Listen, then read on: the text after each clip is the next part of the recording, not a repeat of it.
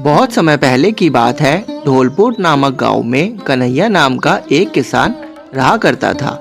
कन्हैया के दो बहन भाई थे, जिसे उसने 1 साल पहले ही एक बड़े हादसे में खो दिया था। कन्हैया बहुत ही ज्यादा मेहनती इंसान था। अब उसके घर में उसके सिवाय और कोई न था। वह अकेला ही अपना जीवन व्यतीत कर रहा था। फिर एक दिन अरे अरे आज भोलू और गुड़िया को जिंदगी से गए 1 साल बीत गया। समय कब निकल गया पता ही नहीं चला। भाई भोलू, मुझे तेरी बहुत याद आती है। और गुड़िया मेरी छोटी बहन, 2 दिन बाद रक्षाबंधन है। आज अगर तू होती तो तेरे नाम की राखी मैं अपने हाथों पे बंधवाकर कितना खुश होता। पर समय को कौन रोक सकता है। जब किस्मत में ही भाई बहन का सुख ना लिखा हो तो क्या कर सकते हैं। ऐसा कहकर कन्हैया घर से बाहर खेतों की तरफ चल पड़ता है। अरे भाई कन्हैया, कैसे हो? हाँ भाई हरिया, बस चल रही है जिंदगी की गाड़ी। हाँ भाई, तेरे साथ बहुत बुरा हुआ। इसका दुख तो पूरे गांव को है। अपनों को खोने का दुख बहुत बड़ा होता है कन्हैया। हाँ भाई हरिया, मैं समझ सकता हूँ। पर हरिया भाई, यह बैग लेकर तू कहाँ जा रहा है? भाई मैं तो सहारनपुर अपनी बहन के पास जा रहा हूँ। कल रक्षाबंधन है ना, वो इस साल आ नहीं पाई तो सोचा मैं ही चला जाऊँ। यह सोचकर कन्हैया को अपनी बहन गुड़िया की याद आ जाती है। हाँ भाई, मैं तो भूल ही गया था कि कल रक्षाबंधन का त्योहार है। क्या करूं भाई, जब से गुड़िया और भोलू गए हैं मेरा तो किसी भी चीज में मन ही नहीं लगता। हाँ भाई, चल भाई, मैं चलता हूँ, देर हो रही है। हाँ भाई हरिया, चल ठीक है। ऐसा कहकर दोनों अपने अपने रास्ते चल पड़ते हैं। फिर कन्हैया थोड़ी दूर जाकर एक पेड़ के नीचे दुखी मन से खड़ा हो जाता है। क्या करूं, मेरा तो ना घर में मन लगता और ना ही बाहर। ऐसे कैसे जिंदगी कटेगी मेरी। हे भगवान, हे भगवान, ऐसे अच्छा तो तू मुझे भी मेरे भाई बहन के साथ ही मार देता। कन्हैया की रोने की आवाज सुनकर एक जादुई आवाज उसे सुनाई देती है। बेटा बेटा, तुम चिंता मत करो। अरे अरे अरे अरे, कौन है यहाँ? कन्हैया घबरा जाता है और आसपास देखने लगता है। अपने पीछे देखो बेटा। कन्हैया पीछे देखता है तो उसे समझ में आता है कि वह आवाज तो उसी पेड़ से आ रही होती है जिस पेड़ के नीचे वह खड़ा है। अरे अरे, डरो मत मुझसे, मैं हूँ एक जादुई पेड़। क्या जादुई पेड़? हाँ बेटा, तुम्हारा दुख मैं समझ सकता हूँ। मैं यहाँ इस जंगल में 100 वर्ष से हूँ बेटा। मैंने तुम्हारी सारी बात सुन ली है। बेटा तुम चिंता मत करो। यह लो मेरी तरफ से यह जादुई राखी। क्या क्या, एक जादुई राखी? हाँ, जादुई राखी। यह राखी तुम्हारी सारी मुसीबतों से तुम्हारी रक्षा करेगी बेटा। इसे तुम हमेशा अपने हाथ पर बांधे रखना, जिससे तुम्हें अपने बहन की भी कमी कभी महसूस नहीं होगी। यह सुनकर कन्हैया बहुत ज्यादा खुश हो जाता है और वह जल्दी से राखी को पेड़ से तोड़कर अपने हाथ पर बांध लेता है। आज मैं बहुत खुश हूँ। मुझे एक पेड़ के रूप में मेरा भाई और बहन मिल गया। ऐसा कहकर कन्हैया पेड़ के गले लग जाता है। फिर वह पेड़ कहता है, इस जादुई राखी को यह वरदान मिला हुआ है कि जो भी आदमी इस राखी को अपने हाथ पर बांधेगा उसे एक वरदान मिल जाएगा। जिस वरदान से वह कुछ भी मांगेगा वही इच्छा उसकी पूरी हो जाएगी। क्या जादुई इच्छा? हाँ बेटा, अब तुम भी अपनी एक जादुई इच्छा पूरी कर सकते हो। यह सुनकर कन्हैया बहुत ज्यादा खुश हो जाता है और वह अपने लिए एक सुंदर सा घर मांगता है जो कि उसी जादुई पेड़ के पास ही हो, ताकि वह हमेशा ही अपने भाई जैसे पेड़ के पास ही रह सके। कन्हैया के बोलते ही वहाँ जंगल के आसपास बहुत सुंदर घर बनकर तैयार हो जाता है। यह देखकर कन्हैया बहुत ज़्यादा खुश हो जाता है और गांव छोड़कर वहीं अपने भाई जादुई पेड़ के साथ रहने लगता है। एक समय की बात है, चमनपुर शहर में नेहा नाम की बच्ची अपने माता पिता के साथ रहा करती थी। नेहा घर में इकलौती बच्ची थी। इकलौती होने के कारण वह बहुत ही अकेली रहा करती थी। नेहा का कोई दोस्त न था। वह हमेशा यह ही सोचती थी कि काश उसका कोई भाई होता तो कितना अच्छा होता। वह हमेशा अपनी मम्मी से इसी बारे में शिकायत करती रहती थी। नेहा को उदास देखकर उसके माता पिता को बिल्कुल भी अच्छा नहीं लगता था। वह हमेशा नेहा को यह ही समझाते थे कि बेटा, जिंदगी में हमें जो भी कुछ मिला है भगवान का हमें शुक्रिया करना चाहिए। पर नेहा को तो जैसे कुछ समझ ही नहीं आता था। फिर एक दिन की बात है कि नेहा अपने घर के पास ही एक पार्क में घूम रही होती है। तभी वहां नेहा की दोस्त रूपाली आ जाती है और नेहा से बात करने लगती है। रूपाली बताती है कि रक्षाबंधन आने वाला है और वह अपने भाई को राखी बांधेगी और साथ ही अपने रिश्तेदारों के घर भी जाकर रक्षाबंधन मनाएगी। वहाँ भी उसके बहुत सारे भाई हैं। यह सब सुनकर नेहा को बिल्कुल भी अच्छा नहीं लगता। भाई ना होने के कारण उसे समझ ही नहीं आ रहा होता है कि वह किसके साथ रक्षाबंधन मनाए। रूपाली की बातें सुनकर नेहा बहुत ही ज्यादा उदास हो जाती है और उदास मन से ही घर वापस आ जाती है। घर आकर नेहा की माँ उससे पूछती है कि क्या हुआ, तुम उदास क्यों हो? पर नेहा कुछ नहीं बोलती और चुपचाप अपने कमरे में चली जाती है। फिर अगले दिन नेहा बाजार से घर आ रही होती है।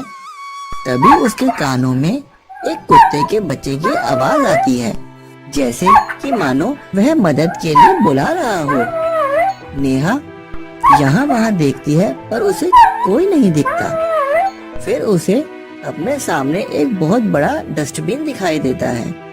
नेहा सोचती है शायद वो पपी उस डस्टबिन के पीछे ही फंसा है। वह जल्दी से डस्टबिन की तरफ जाती है। डस्टबिन के पीछे जाकर देखती है तो उसके होश उड़ जाते हैं। डस्टबिन के पीछे एक छोटा सा पप्पी बैठा हुआ होता है, जिसका एक पैर गटर की जाली में फंस गया होता है। यह देखकर नेहा बहुत घबरा जाती है और साथ ही उस पप्पी को देखकर बहुत दुखी भी हो जाती है और यह सोचती है कि उसकी मदद कैसे करी जाए। फिर वह उसके पास जाती है और पहले तो उसके सर पर हाथ फेरती है और फिर उसका पैर निकालने की कोशिश करती है। ऐसे ही नेहा को 2 घंटे लग जाते हैं पप्पी की मदद करते करते। आखिर में नेहा अपने मकसद में कामयाब हो जाती है और पप्पी का पैर बाहर निकल आता है। यह सब देखकर नेहा बहुत खुश होती है, पर पप्पी के पैर पर चोट आ जाने के कारण नेहा को पप्पी पर बहुत दया आती है और वह उसे अपने घर ले जाने का फैसला करती है। नेहा पप्पी को उठाकर अपने घर ले आती है। नेहा की माँ नेहा को पप्पी के साथ देखकर हैरान हो जाती है। फिर नेहा अपनी मम्मी को जो भी कुछ हुआ सब बताती है। फिर वह दोनों पप्पी के पैर पर लगी चोट पर पट्टी करते हैं और उसे थोड़ी देर बाद घर के बाहर छोड़ देते हैं। पर नेहा का ध्यान तो जैसे सारा पप्पी पर ही था। वो बार बार घर से बाहर जाकर देखती है कि पप्पी कहीं चला तो नहीं गया। पर पप्पी भी उसके घर से कहीं नहीं जाता। वो भी मानो उसके घर को अपना ही घर समझ लेता है और नेहा के घर के गेट के बाहर ही बैठा रहता है। फिर अगली सुबह नेहा को पप्पी के रोने की आवाज आती है। उस आवाज से नेहा की आंख अचानक से खुल जाती है और वह पप्पी की आवाज सुनकर जल्दी से अपनी माँ के पास जाती है। नेहा और नेहा की माँ घर से बाहर जाकर देखते हैं तो पता चलता है कि पप्पी तो सारी रात उनके गेट के बाहर ही था। यह देखकर नेहा पप्पी को अपनी गोद में उठा लेती है। रात भर घर के गेट पर ही रहने के कारण पप्पी को बहुत भूख लग रही होती है, इसलिए ही वह चिल्ला रहा होता है। नेहा यह सब समझ जाती है और नेहा जल्दी से पप्पी के लिए दूध लाती है और उसे पिलाती है। यह सब देखकर नेहा के मम्मी पापा बहुत खुश होते हैं। फिर नेहा अपने मम्मी पापा से पप्पी को साथ रहने की जिद करती है कि वह कहाँ जाएगा, इसे इस घर में ही रहने दो ना, मैं इसके साथ खूब खेलूंगी। पहले तो उसके पिता पप्पी को साथ रहने के लिए मना करते हैं, पर फिर नेहा की जिद के आगे वह मान जाते हैं। वैसे भी जब से पप्पी उनके घर आया होता है तब से नेहा बहुत खुश थी। यह सब देखकर और नेहा की खुशी के कारण उसके मम्मी पापा उसे पप्पी को साथ रखने के लिए तैयार हो जाते हैं। फिर नेहा उस पप्पी का नाम टॉमी रख देती है। एक दिन नेहा पप्पी के साथ, जिसका नाम नेहा ने टॉमी रख दिया था, अपने घर में ही खेल रही होती है। अब टॉमी के पैर की चोट भी बिल्कुल ठीक हो गई थी। तभी नेहा के घर के फोन की बेल बजती है। नेहा फौरन जाकर फोन उठाती है। दूसरी तरफ से नेहा की दोस्त रूपाली बोल रही होती है। रूपाली बोलती है कि उसके स्कूल में उसकी एक कॉपी छूट गई है। कल से वह स्कूल की छुट्टी पर जा रही है। जब नेहा रूपाली से यह पूछती है तो वह बताती है कि वह रक्षाबंधन की वजह से वह अपनी मम्मी के साथ अपने मामा के घर रक्षाबंधन बनाने जा रही है और रक्षाबंधन बनाकर ही वापस लौटेगी। यह सब सुनकर नेहा फिर से दुखी हो जाती है और फोन रख देती है। फिर वही सब सोचने लगती है कि काश उसका कोई भाई होता तो वह भी रक्षाबंधन खुशी खुशी बनाती। तभी टॉमी खेलते खेलते नेहा के पैरों में लिपट जाता है, पर नेहा का मूड खराब होने के कारण नेहा टॉमी पर ध्यान ही नहीं देती और अपने कमरे में चली जाती है। टॉमी पहले तो नेहा की तरफ देखता है, फिर अपना चेहरा नीचे कर लेता है, जैसे मानो कि वह भी नेहा की सारी फीलिंग समझ रहा हो, और नेहा के पीछे पीछे ही कमरे की तरफ चल पड़ता है। फिर अगले दिन नेहा चुपचाप अपने कमरे में दुखी मन से बैठी हुई होती है। उसका तो मानो किसी भी काम में मन ही नहीं लग रहा होता है। आज भी टॉमी अपने दोस्त नेहा के पास ही होता है। टॉमी भी आज बिल्कुल शांत होता है, जैसे मानो उसे सब समझ आ रहा हो कि नेहा क्यों दुखी है। यह सब देखकर नेहा की माँ वहाँ आ जाती है और नेहा को समझाने लगती है, पर नेहा तो कुछ ना सुनकर कमरे से बाहर चली जाती है। रक्षाबंधन वाले दिन सब लोग हंसी खुशी एक दूसरे के घर जा रहे होते हैं। वहीं दूसरी तरफ नेहा के घर नेहा आज भी उदास मन से घर में बैठी होती है। यह देखकर नेहा की मम्मी और पापा नेहा को बहुत समझाते हैं कि बेटा, तुम दुखी मत हो। तभी नेहा के पापा नेहा के पास आते हैं। उनके हाथ में राखी होती है और वह नेहा से आकर कहते हैं कि तो ये राखी मुझे बांध दे, पर तू परेशान ना हो। पर नेहा दुखी मन से चुपचाप ही बैठी रहती है। यह सब टॉमी दूर बैठे देख रहा होता है। आज टॉमी भी और दिन के मुकाबले शांत और उदास था, जैसे मानो वह सब कुछ समझ रहा हो। दोस्तों, भले ही वह बेजुबान जानवर है, पर ऐसा लग रहा था कि वह नेहा के दुख को अच्छे से समझ रहा हो। तभी टॉमी उठता है और टेबल पर रखी राखी को अपने मुंह में दबाकर नेहा की तरफ आ जाता है और उसके पास जाकर बैठ जाता है, जैसे कि मानो वह कह रहा हो, नेहा कि तुम ये राखी मुझे बांध दो, मुझे अपना भाई बना लो। मैं तुम्हारे भाई बनकर तुम्हारी रक्षा करना चाहता हूँ। यह सब देखकर नेहा की आंखों में आंसू आ जाते हैं। उसे वह सब महसूस होता है जैसे टॉमी राखी बांधने के लिए बोल रहा हो। तभी नेहा झट से टॉमी को अपनी गोद में उठा लेती है और उसकी लाई हुई राखी उठाकर उसके एक पैर पर बांध देती है। यह सब देखकर नेहा के मम्मी पापा बहुत खुश होते हैं। नेहा के पापा बोलते हैं, नेहा बेटा, देखा आज तुम्हें टॉमी के रूप में अपना छोटा भाई मिल गया है। आज इस बेजुबान ने यह साबित कर दिया कि प्यार की कोई कीमत नहीं होती। नेहा बहुत ही खुश हो जाती है। फिर सब मिलकर खूब खुश होते हैं और खूब मिठाइयाँ खाते हैं। अब नेहा बहुत खुश रहा करती थी। वह हमेशा टॉमी को अपने साथ ही रखती और पूरा दिन उसके साथ ही खेलती। टॉमी और नेहा की बहुत अच्छी दोस्ती हो गई थी। दोनों एक दूसरे के बिना एक पल नहीं रह पाते थे। फिर एक दिन की बात है, नेहा स्कूल से अपने घर आ रही होती है। दोपहर के 2 बजे होते हैं। मई जून की गर्मी होने के कारण रास्ते में कोई भी नहीं होता। सब लोग गर्मी में अपने अपने घर में आराम कर रहे होते हैं।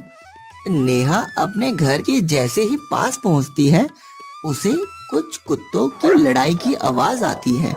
नेहा थोड़ी दूर और चलती है तो देखती है कि उसकी गली में बहुत से आवारा कुत्तों का झुंड आपस में लड़ाई कर रहा है।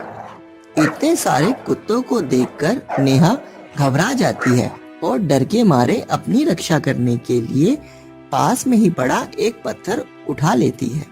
नेहा के पत्थर उठाते ही सारे आवारा कुत्ते नेहा की तरफ ही देखने लगते हैं। अब तो मानो नेहा की सांस ही रुक जाती है। उसमें से कुछ कुत्ते नेहा के पत्थर उठाते ही उसे देखकर घूरने लगते हैं। यह देखकर नेहा और भी डर जाती है। फिर वह कुत्ते नेहा की तरफ बढ़ने लगते हैं। यह देखकर नेहा डर के मारे घर की तरफ भागने लगती है। जैसे ही नेहा भागने लगती है, सारे कुत्ते उसके पीछे पड़ जाते हैं। नेहा इतनी घबरा जाती है कि घबराहट के कारण उसका पैर फिसल जाता है और वह गिर जाती है। अब तो मानो नेहा की सांस बिल्कुल थम सी गई थी। उसे समझ ही नहीं आ रहा था कि वह अब क्या करे। तभी उन कुत्तों का ग्रुप नेहा को चारों तरफ से घेर लेता है। नेहा इतनी ज्यादा घबरा जाती है कि डर के मारे अपनी आंखें बंद कर लेती है। उसे समझ ही नहीं आ रहा होता है कि वह क्या करे। उसके कानों में कुत्तों के घूरने की आवाज आ रही होती है कि तभी उसे टॉमी के भौंकने की आवाज आती है। नेहा फटाफट अपनी आंखें खोलती है। आंखें खोलते ही सामने देखती है कि उन कुत्तों के सामने टॉमी खड़ा होता है। फिर सभी आवारा कुत्तों का ध्यान छोटे से मासूम टॉमी पर पड़ता है और टॉमी तो जैसे निडर होकर लड़ने को तैयार खड़ा होता है, जैसे कि मानो कोई भाई अपनी बहन की रक्षा करने को खड़ा हो। टॉमी को देखकर नेहा की हिम्मत बढ़ जाती है। तभी वह सारे कुत्ते टॉमी पर हमला कर देते हैं। बेचारा टॉमी कुछ देर लड़ता है, पर इतने बड़े बड़े आवारा कुत्तों के सामने वह बेचारा छोटा सा पप्पी कैसे टिक सकता था, और टॉमी आखिर में घायल हो जाता है। यह देखकर नेहा को बहुत गुस्सा आता है। उसे यह महसूस होता है कि ऐसे तो वह अपने भाई टॉमी को खो देगी, और वह हिम्मत कर उठती है और पास ही खड़े पत्थरों से आवारा कुत्तों पर हमला कर देती है। इतने सारे पत्थर एक साथ आवारा कुत्तों की तरफ आते देख सारे कुत्ते बहुत डर जाते हैं और वहां से डरकर भाग जाते हैं। फिर जल्दी से नेहा टॉमी की तरफ भागती है। लड़ते लड़ते टॉमी के पैर पे चोट आ जाती है। गली में इतना शोर सुनकर नेहा के मम्मी पापा भी वहां आ जाते हैं। वह नेहा और टॉमी की चोट देखकर बहुत घबरा जाते हैं। फिर सब जल्दी से टॉमी को घर लाते हैं और इसकी चोट पर पट्टी करते हैं। टॉमी के पैर पर चोट इतनी गहरी थी कि वह बेहोश हो गया था। फिर जब तक टॉमी को होश नहीं आ जाता, नेहा बहुत रोती रहती है। आखिर में टॉमी को होश आ जाता है। नेहा जल्दी से टॉमी को अपनी गोद में उठा लेती है और बहुत प्यार करती है। फिर नेहा के पापा नेहा को बोलते हैं कि नेहा, देखा तुमने, तुम्हारे भाई ने आज तुम्हारी रक्षा करके सच में रक्षाबंधन का फर्ज निभाया है। इससे पता चलता है कि भाई बहन के प्यार की कोई कीमत नहीं होती। तो गाइस, आपको ये वीडियो कैसी लगी हमें कमेंट करके भाई जरूर बताना, और साथ ही साथ ये बताना कि भाई इस वीडियो का सबसे बेस्ट पार्ट जो है आपको कौन सा लगा। भाई ये स्टोरी जो है ना मैंने लिखी है, अपने हिसाब से खुद लिखी है, तो भाई इसे ढेर सारा प्यार देना, अपना सपोर्ट बनाए रखना, और अगर चैनल पे अभी नए हो तो भाई सब्सक्राइब जरूर करके जाना, और अगर वीडियो यहाँ तक देखी है तो भाई लाइक जरूर करके जाना। रक्षाबंधन तक भाई जितनी ज्यादा शेयर हो सके ये वीडियो उतनी ज्यादा शेयर कर दो, और तुम्हारे भाई का चैनल भी सब्सक्राइब कर लेना साथ साथ। तो मिलती रहेगी आपको इस चैनल पर ऐसी ही मजेदार स्टोरीज, और अगर आपके दिमाग में कोई ऐसी स्टोरी है जो आप मेरे साथ शेयर करना चाहते हैं तो भाई वो भी आप कर सकते हैं। हम भी उस पर विचार करेंगे और एनिमेशन स्टोरी बनाएंगे उसके ऊपर। रक्षाबंधन तक मैं सोच रहा हूँ कि भाई इस वीडियो के ऊपर कम से कम 1000 से ऊपर तो लाइक्स हो ही जाना चाहिए।